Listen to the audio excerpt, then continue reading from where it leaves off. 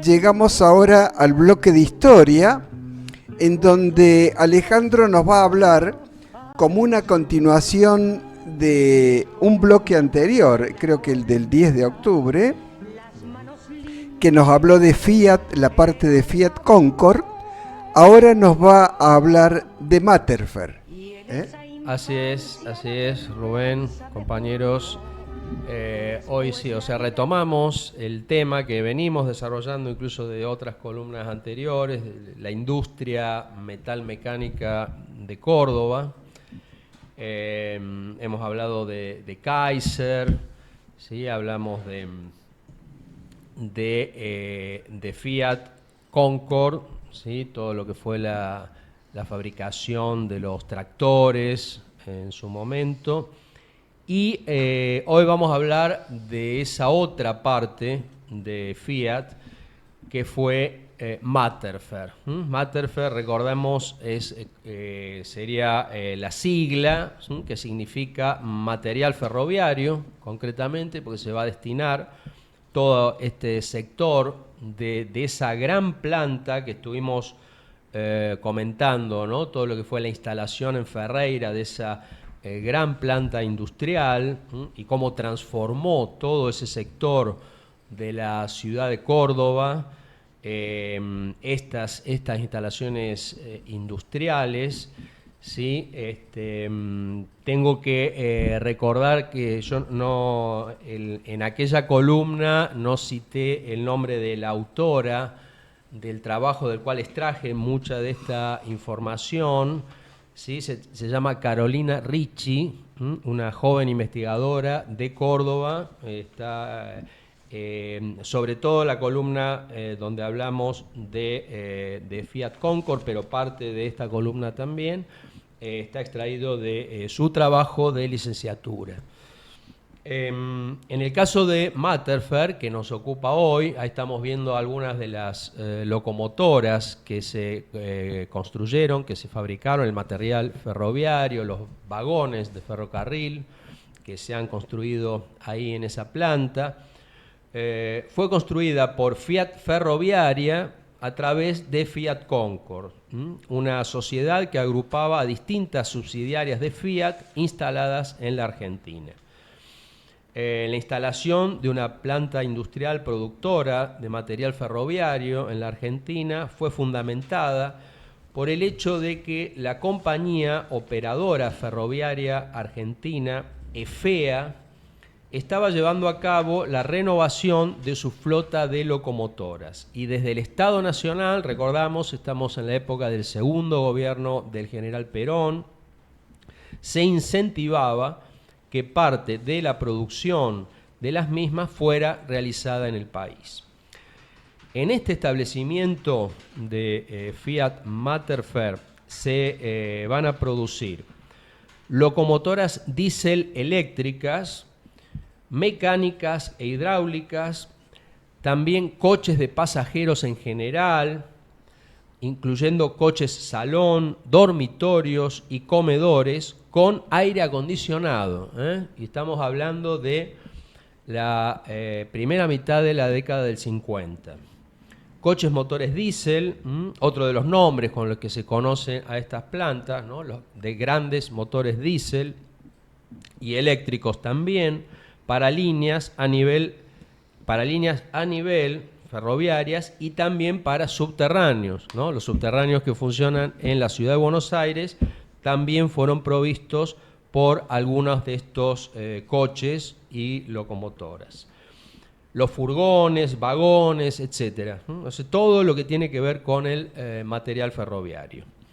En 1953 se comienza con la construcción de la planta industrial y en 1956 se presenta el primer coche motor, el Fiat Matterfer 7131, fabricado en dicha planta, con licencia italiana, ¿sí?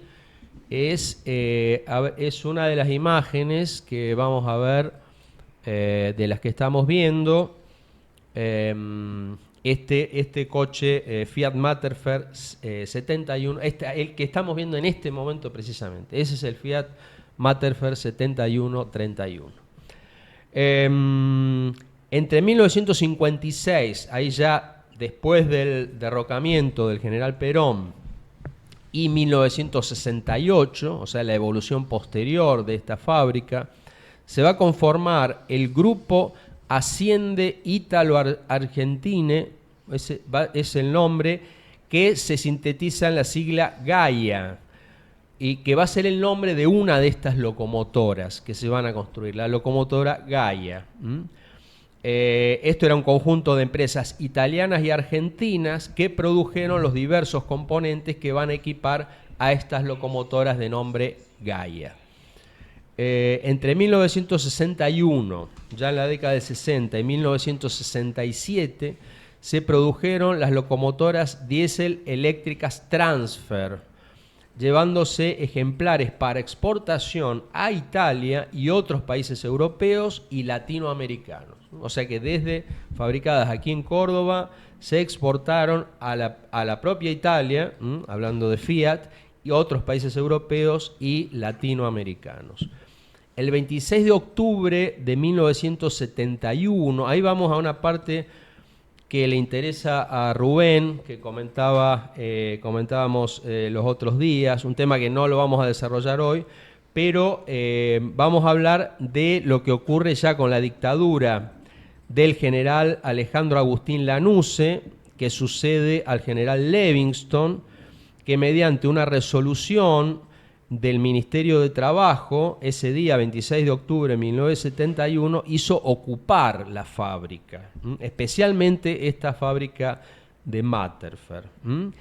Lo que había sucedido era que el personal de las plantas Concord y Matterford de la empresa Fiat habían conformado dos gremios, el SITRAC, Sindicato de Trabajadores de Concord, y el SITRAM, Sindicato de Trabajadores de Matterford, que habían tenido un gran protagonismo en lo que fue el vivorazo, ¿sí?, de principios del año 71, más concretamente de marzo de 1971, y este día, 26 de octubre de 1971, la dictadura de Lanusse les quitó la personería gremial a estos gremios de fábrica, ¿no?, constituidos por agrupaciones clasistas de aquel momento. Y ese mismo día, el general Alcides López Aufranc ocupó, o sea, comandante en esos momentos del Tercer Cuerpo de Ejército, ocupó las sedes de los gremios y envió a la gendarmería a ocupar las fábricas. Así Fiat pudo despedir a los delegados y a otros 300 trabajadores. Este tema lo podemos desarrollar en otro momento, pero directamente vinculado al tema que estamos desarrollando. Ya en la década de 1980, Matterford comienza a producir material rodante para el mercado de exportación. En esta misma década se ofrecían servicios de financiamiento y llave en mano, además de los servicios de asistencia técnica y servicios de postventa. La fábrica construyó todo tipo de material rodante durante su historia, entre los cuales podemos encontrar las ya mencionadas locomotoras, los coches de pasajeros, etc. Y la mayoría fue destinado a abastecer los pedidos de la operadora ferroviaria estatal Ferrocarriles Argentinos, aunque también recibió pedidos y abasteció a países como Cuba, Bolivia, Uruguay y Chile. En todos esos países hay material ferroviario construido en Matterford. En la década, ahora volvemos un poco hacia atrás, hablamos de algunos de estos modelos que estamos viendo, de locomotoras. Estos coches motores constaban de dos cuerpos impulsados por un motor diésel Fiat de 660 HP, lo que les confería una velocidad máxima de más de 115 km por hora. Su bajo peso por eje los hacía aptos para circular en cualquier ramal ferroviario, y el hecho de poseer comandos en ambos extremos redujo el tiempo de maniobra en las estaciones terminales, especialmente en los servicios locales. El origen de algunos de estos coches que se van a hacer en la Argentina, pero habían sido originalmente construidos en las plantas de Fiat de Turín, de Decauville, Francia, y luego son traídos a Córdoba, en la Argentina. Hubo un coche motor liviano, fabricado en Matterferg, que fue un proyecto realizado en el año 84, especialmente para ramales ferroviarios de baja densidad de pasajeros. Y la que ya mencionamos, la locomotora Gaia, que esta empresa Fiat Ferroviaria había producido 80 motores diésel para el proyecto de construcción en serie de unas locomotoras. O sea, ahí nos retrotraemos al gobierno peronista, al segundo gobierno peronista, que originalmente se iban a llamar locomotoras justicialistas. Este proyecto se vio frustrado por el golpe militar del año 55, lo que produjo que estos motores quedaran sin destino cierto. Fue así como la empresa estatal ferroviaria, EFEA, contrató un consorcio conformado por empresas italianas y argentinas para la construcción de 280 locomotoras diésel y eléctricas para darle un uso a estos motores, estableciendo que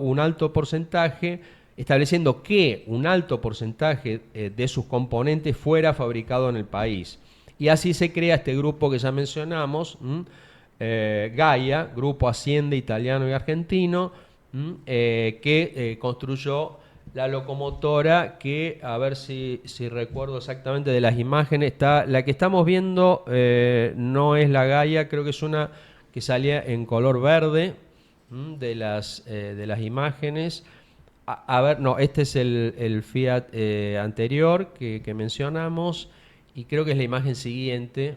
Ahí está. Esta es la locomotora Gaia, que he mencionado, que originalmente se iban a denominar locomotoras justicialistas. Bueno, ahí quedamos con la columna. Queda también para el debate este modelo, que originalmente era un modelo estatal nacional exclusivamente, ¿no es cierto?, el modelo industrial del general Perón y del brigadier San Martín, pero que, a mi entender, inteligentemente asocia capital extranjero a estas fabricaciones, pero siempre con algo dirigido desde el Estado para satisfacer las necesidades del mercado argentino y del desarrollo ferroviario, en este caso, argentino, ¿no? Y creo que es algo para el debate, porque este modelo en realidad continúa, ¿sí? Continúa tanto con la revolución fusiladora y con el gobierno de Frondizi, esta incorporación de capital extranjero, ¿sí?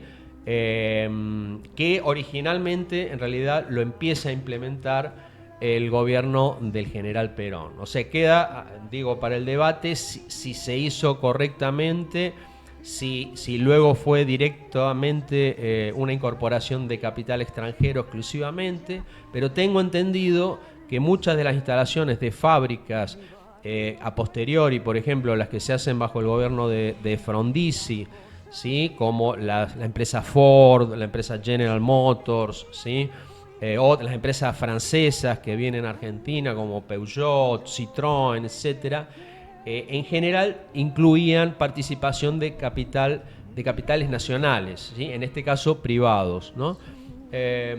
Bueno, simplemente quería introducir esto como algo interesante para debatir. Si se hizo bien, sé que en su momento fue muy criticado Frondizi, se lo hablaba de que traía empresas multinacionales, imperialistas, etcétera, pero lo cierto es que hubo una industrialización en la Argentina que fue importante, ¿no?, y que comienza con el gobierno del general Perón.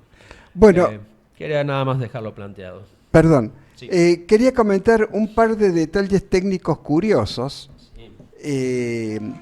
Esta locomotora es una locomotora eléctrica, ¿no? O sea, era impulsada por motores eléctricos que se alimentaban a través de un generador, o sea, un motor diésel que accionaba un generador Y había también una cantidad de pilas, o sea, una batería de níquel-cadmio, baterías con electrolito líquido, que acumulaban una cierta cantidad de energía para que no dependiera directamente del funcionamiento del generador. Eso por un lado. Y por otro lado, los trenes de pasajeros se armaban con especificaciones técnicas de Inglaterra, ¿no? Porque venían a reemplazar los vagones de trenes de pasajeros que había traído Inglaterra cuando construyó los ferrocarriles.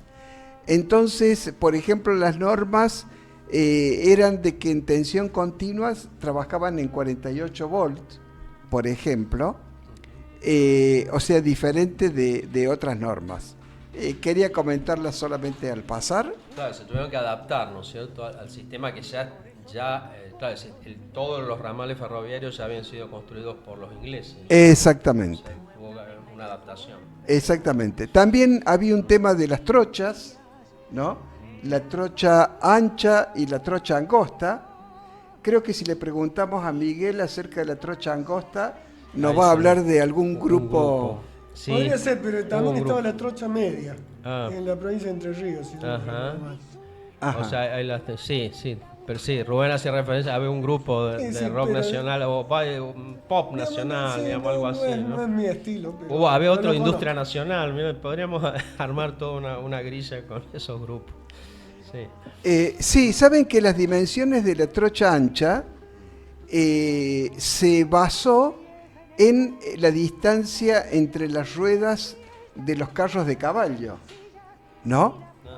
Y bueno, había todo un análisis por qué los motores del transbordador espacial tenían ese diámetro. Y tenían ese diámetro para poder ser transportado por ferrocarril, cuyo tamaño había estado condicionado por los carros tirados por caballo. Entonces, la última tecnología tenía las medidas condicionadas a los carros de caballo, ¿no? Y se sigue hablando de los caballos de fuerza, o sea, ¿no? Los horsepower. ¿No? O sea, Sí. siguen presentes los caballos. Y bueno, me acuerdo lo que comenté, la policía rosarina ayer para reprimir a hincha de Belgrano usaban caballos, o sea, que también lo comentaban, les pareció una imagen de otra época, parecía el cordobazo cargando con caballos contra los hinchas de Belgrano. Estaban más adelantados los jóvenes que mencionaste recién, que en motos recorrían las calles. Empezando, hay noticias de la cantidad de autos que han roto, los vidrios de los autos que estaban estacionados en las inmediaciones del estadio, los han roto. O sea, barbarie pura, digamos. Yo no sé si tiene relación con esto que vos comentabas, Alejandro, pero yo escuché el rumor de que de alguna manera los Hells Angels han venido a Argentina, algún grupo de Hells Angels. ¿Será Sí. por eso? Yo escuché Sí, eso. había unos Hell Angels que claro. estaban dando vuelta por Argentina. Bueno, Sé que es una organización criminal internacional, ¿no? Sí, debe ser por eso, claro. Yo el otro día veía ahí en Radio Con Voz de Buenos Aires, yo la verdad que no sabía que lo relacionaban tan directamente. Recordaba